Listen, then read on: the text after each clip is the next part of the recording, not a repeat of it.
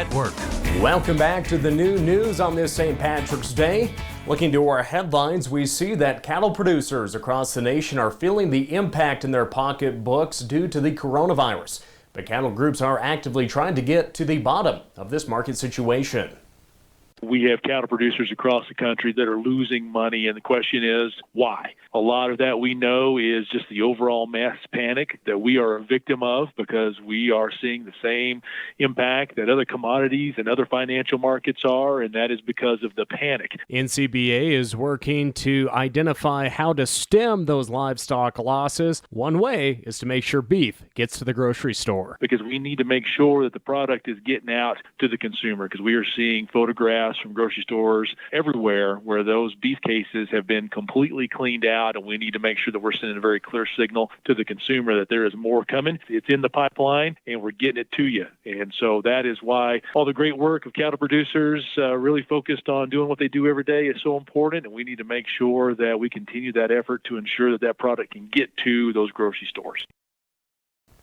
NCBA told me they're working with USDA to keep food safety inspectors working while also ensuring that there is a reliable, healthy workforce to process meat and to get that product to the store.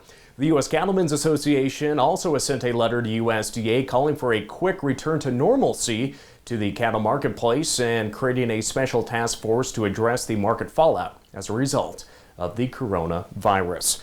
But as we look to those cattle markets, could St. Patrick be leading the bears out of the cattle markets?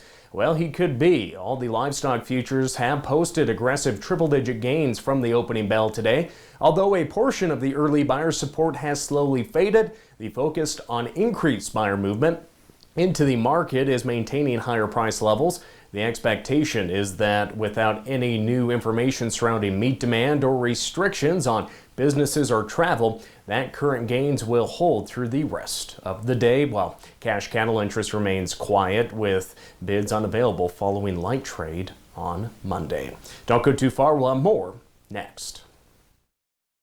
Act Today, a bipartisan bill introduced Monday, would address livestock industry issues relating to dealer payment default. Republican Senator Chuck Grassley of Iowa and Jim Inhofe of Oklahoma introduced the Securing All Livestock Equitably Act, or SALE Act. The lawmakers say the act will ensure both livestock dealers and farmers are protected moving forward without negatively impacting their bottom line. Quick turnaround between the purchase and resale of cattle by a dealer often leaves the rancher who originally owned the cattle with little recourse if a dealer defaults on purchase because the livestock has often been resold. The livestock legislation would establish dealer statutory trusts, mimicking existing packer statutory trust to ensure cattle sellers receive payment should a livestock dealer become insolvent.